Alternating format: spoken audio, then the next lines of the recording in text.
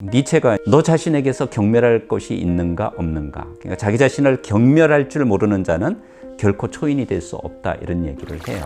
두 권의 책으로 우리 독자 여러분들 만나 뵙게 되는데요. 자라투스트라는 발음하기만 어려운 것이 아니라 읽기도 어려운 책으로 알려져 있는데 19세기 또는 20세기에 커다란 영향을 주었던 고전을 이해할 수 있는 좋은 시간이 되기를 바랍니다. 자라투스트라는 이렇게 말했다. 이제 니체가 쓴 이 책 같은 경우는 독자들이 좀 읽기 어려워하고 포기하기도 하는 책이라고 많이 알고 있어요. 그런데 흥미롭게도 선생님께서는 독일 유학 중에 자라투스트라는 이렇게 말했다의 한 페이지로 인해서 인생이 달라지는 경험을 했다, 이런 인터뷰를 하셨는데요. 네. 그 한 페이지가 어떤 부분이었는지 궁금합니다. 제가 이제 고등학교 때 을지로에 있는 고서점에 가서 자라투스트라는 이렇게 말했다 축약본을 사가지고 읽은 적이 있어요. 근데 그 당시에도 감동을 받기는 하였지만 이제 고등학생이니까 좀 지적 허영심도 높고 이렇게 해서 그 깊이를 느끼지 못했던 것 같아요. 근데 독일에 가가지고 원문을 처음부터 이제 끝까지 읽으면서 이 책이 가지고 있는 그 의미와 깊이를 좀 체험할 수 있었던 것 같아요.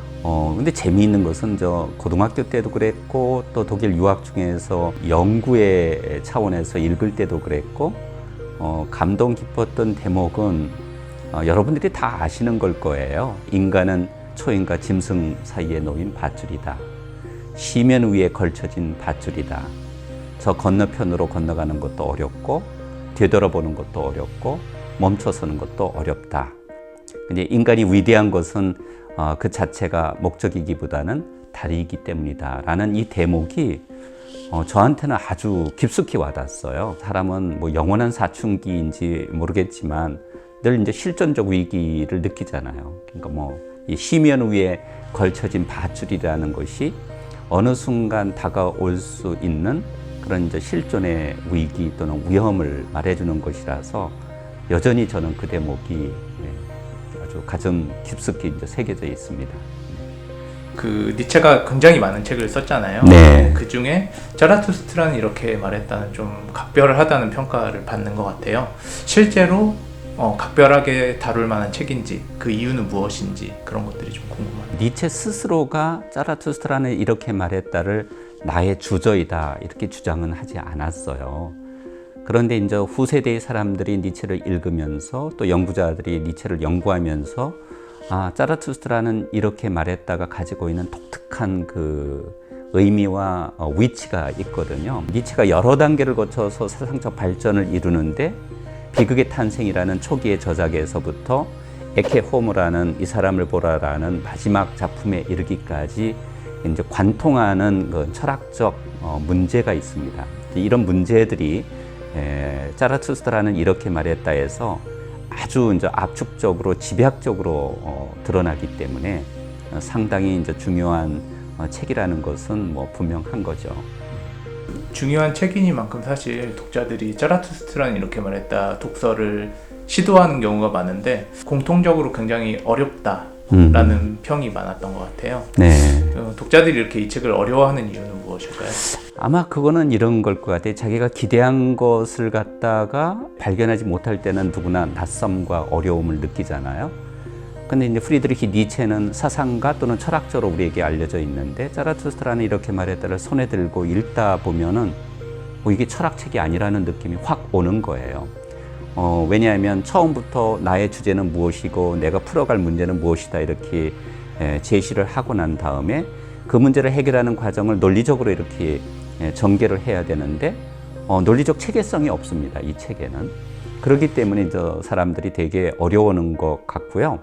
또 다른 하나는 뭐 예를 들자면 이것을 하나의 뭐 예컨대 철학 시다 또는 문학 작품이다 이렇게 평가할 수도 있는데 문학 작품으로 전개하고 이렇게 들어가다 보면은 여기에는 뭐 주인공도 없고 어떤 플롯도 뚜렷하게 없고 이러다 보니까 역시 이제 문학 작품으로 이해하는데도 이제 한계가 있는 거죠. 그래서 이제 그런 점에서 제가 보기에는 이제 자라투스트라는 어려운 책으로 그냥 각인이 된 것 같고요. 이게 이제 몇십 년 이렇게 지나가다 보니까 뭐라고 할까 편견과 선입견이라는 것도 이제 고착화되는 그런 경향도 있거든요. 사람들이 다들 아, 이건 되게 어려운 책이야. 그러니까 이런 소문만 듣고 아예 시도도 하지 않는 경우도 사실 많아요. 독자들께서 한 번쯤 제가 보기엔 시도해 보시는 것도 괜찮을 것 같다는 생각이 듭니다. 네. 이상하게 어렵고 좀 난해한 책인데도 이 책은 내가 꼭 한번 읽어봐야겠다라는 뭔가 저를 유혹하는 듯한 그런 느낌을 많이 받았던 것 같습니다. 자라투스트라는 이렇게 말했다가 선생님을 유혹하기도 하나요? 그렇죠. 네. 여러 가지 측면에서 유혹을 하죠. 우선 사상적인 측면에서는 자라투스트라는 이렇게 말했다에는 가볍게 살 수 있는 이런 그 삶의 지혜 같은 것이 더 들어가 있다고 생각이 들어요.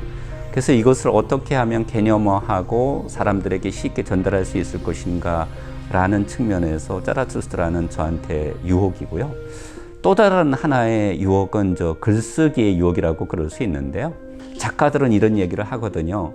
글은 머리로 쓰는 것이 아니라 몸으로 쓰는 것이다. 그 이야기는 무엇이냐면 저는 철학과 교수이기 때문에 머리로 글을 쓰는 경우가 너무 많습니다.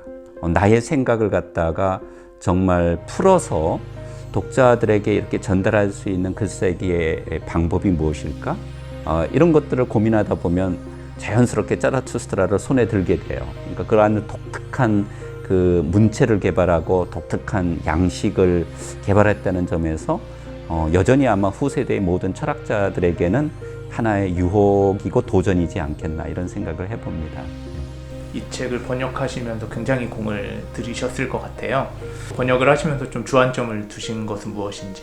사람들이 자라투스트라를 되게 어려워하기 때문에 자라투스트라가 처음부터 끝까지 하나의 이야기로 좀 읽힐 수 있었으면 아마 사람들이 접근하기가 훨씬 더 용이해지고 아마 좀 덜 어렵게 느끼지 않았을까 이런 생각이 들었습니다. 그래서 좀 전체적으로 하나의 이야기로 읽힐 수 있도록 번역하는데 좀 신경을 썼는데요. 그것이 과연 성공했는지 그것은 제가 잘 모르겠습니다. 독자들의 판단에 맡겨야 되겠죠. 자라투스트라는 이렇게 말했다와 함께 또 한 권의 책을 이제 출간하셨는데요. 바로 인생에 한 번은 자라투스트라라는 책입니다. 네. 아마 인문학에 관심이 있거나 니체를 사랑하는 독자들이라면 이 제목에 좀 공감을 많이 할 것 같아요. 이 책을 집필하게 되신 계기는 무엇인가요? 자라투스트라는 이렇게 말했다를 좀 독자들이 쉽게 이해하고 쉽게 접근할 수 있는 안내서 같은 것이 필요하다. 근데 이제까지 우리가 해설서를 쓴다고 그러면 철학이라는 학문의 관점에서 해설서를 많이 쓰거든요. 이 개념은 어디에서 왔고 어떻게 규정해야 되고 어떻게 이해해야 할 것인가 이런 관점에서 주로 많이 썼는데 독자들은 그런 것보다는 사실은 뭐냐면 여기서 던지는 메시지가 우리의 삶과 어떤 의미가 있을까 이런 게 관심이 많았거든요. 거기에 초점을 맞춰가지고 글을 썼으면 좋겠다 이런 생각을 했고요. 좋은 열매를 맺게 돼서 인생에 한 번은 자라투스트라가 태어났습니다. 포스텍 학생들과 함께 이제 이 책을 읽으면서 철학적 선지식이 없는 학생들이 오히려 참신한 시각으로 이 책을 읽었다라는 내용이 있었는데 그게 어떤 부분들이었는지 좀 궁금합니다. 몇몇 학생들이 저한테 찾아와가지고 선생님 니체 전공자이시니까 자라투스트라를 좀 함께 읽었으면 좋겠다 뭐 이런 제안을 했어요.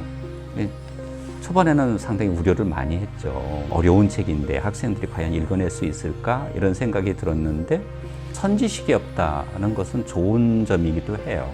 예를 들자면 이 학생들은 뭐 초인이니 권력의 의지니 영혼회귀라고 불리는 니체의 핵심 사상을 들어본 적도 없어요. 별로.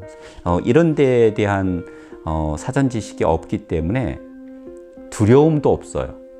이 개념에 말하자면 억눌리지는 않는다는 뜻이죠. 그러니까 초인에 아주 특별한 의미를 부여하지 않더라고요. 이런 사람이 초인이 아닐까요? 이렇게 제시하는 사례들이 자기의 삶 속에서 이렇게 나오는 것이기 때문에 그런 것들이 저한테는 아주 신선했고요. 중요한 것은 뭐냐면 어느 학생이건 간에 자신만의 고민과 고통이 없는 학생은 한 명도 없다. 실현한 사람은 실현한 사람의 관점에서 자라투스트라를 읽더라고요. 그러니까 뭐 사랑에 관련된 대목에 아주 초점을 맞춰가지고 자기를 사랑하는 방법이 무엇일까요? 이렇게 질문도 하고 토론도 아주 활기 있게 벌어지고 이러는 것을 보고 이것을 우리가 철학사에서 중요시하게 생각하는 개념의 관점에서만 이 책을 읽으면 이 책의 묘미를 놓치는 것이다. 그래서 그런 시각을 저한테 많이 주었어요. 그래서 정말 30년 강의 생활을 하면서 그렇게 많지는 않은데 학생들로부터 감동을 많이 받았던 학기였습니다. 그 짜라투스트라는 이렇게 말했다의 머릿말에서 이렇게 짜라투스트라의 몰락이 시작되었다로 끝맺는 문장들이 많잖아요. 몰락 혹은 내려간다 이런 말이 많이 나오는데 이것을 어떤 의미로 읽어야 할지 굉장히 궁금하더라고요. 짜라투스트라를 좀 흥미진진한 문학 작품으로 읽을 수 있는 단초가 이미 서원에 등장하는 거예요. 해가 떠오르는데 그 순간 짜라투스트라가 이제 하산을 결심하고 산으로부터 내려와서 사람들이 모여 있는 광장 속으로 들어가잖아요. 내려간다는 것은 이제 두 가지 의미가 있습니다. 우리가 내려간다고 그럴 때는 우리 지옥도 내려간다고 그러잖아요. 지하 세계는 정말 우리가 감당하기 힘든 수많은 힘들과 뭐 악령과 마귀들이 들끓는 곳으로 내려간다 이런 뜻이 의미하기 때문에 내려간다는 것은 삶의 문제를 직시하고 대결한다는 뜻이 있습니다.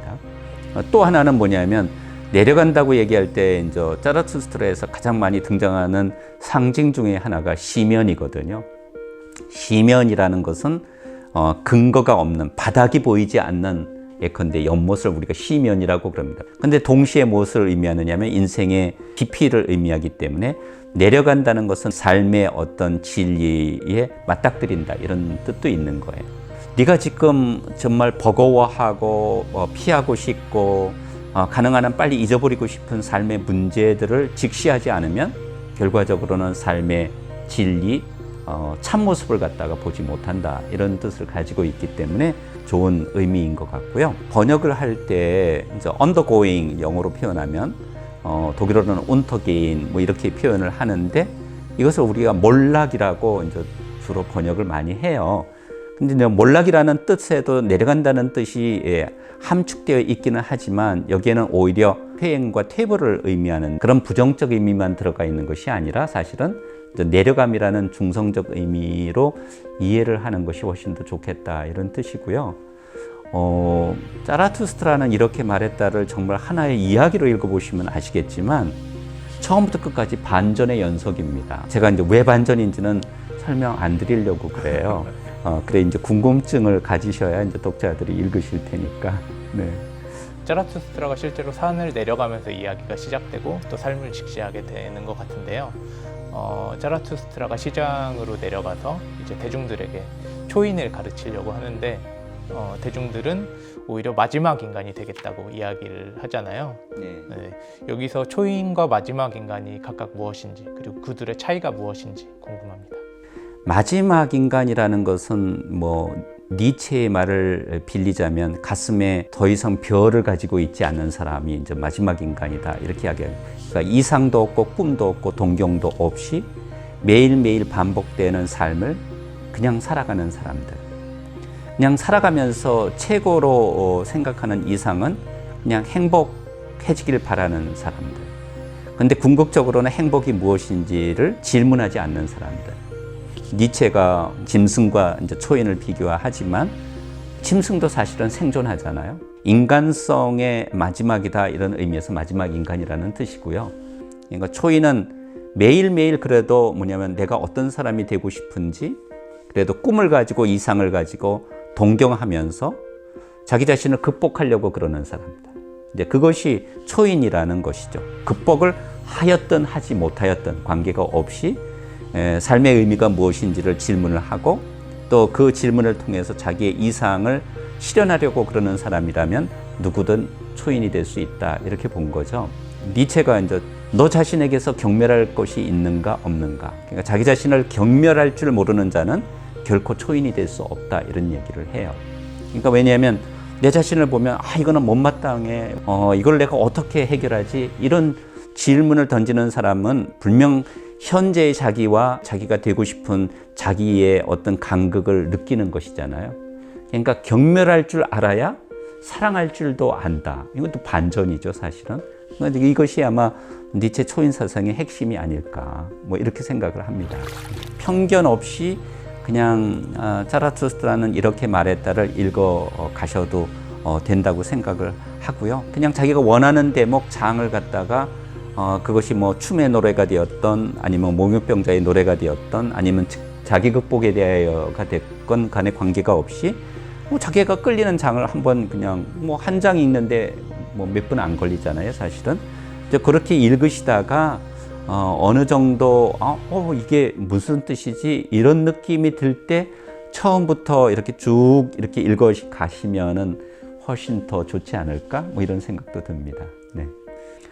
독일어 원전으로 사실은 자라투스트라는 이렇게 말했다를 읽어보면 독일어의 운율이 느껴집니다. 사실은 문장 하나가. 제 이야기는 그래서 뭐냐면 이것을 갖다가 텍스트로 읽을 수도 있지만 문장 하나에 꽂혀가지고 예를 들자면 책의 매력에 빠질 수도 있습니다. 우리의 인간은 짐승과 초인 사이에 놓인 밧줄이다, 뭐 이러면 예를 들면 이 문장 자체가 되게 좋아요, 독일어로. 그럼 이제 그것에 관련돼 가지고 그냥 이것만 머리에 담고 머릿속에 문장을 자꾸 되뇌이는 겁니다. 그러다 보면 자신도 모르게 그 문장의 안내를 받아서 이제 자기 사유의 풍경이 펼쳐지게 되거든요. 그래서 읽는 책이 아니라 좀 듣는 책이 되었으면 좋겠습니다.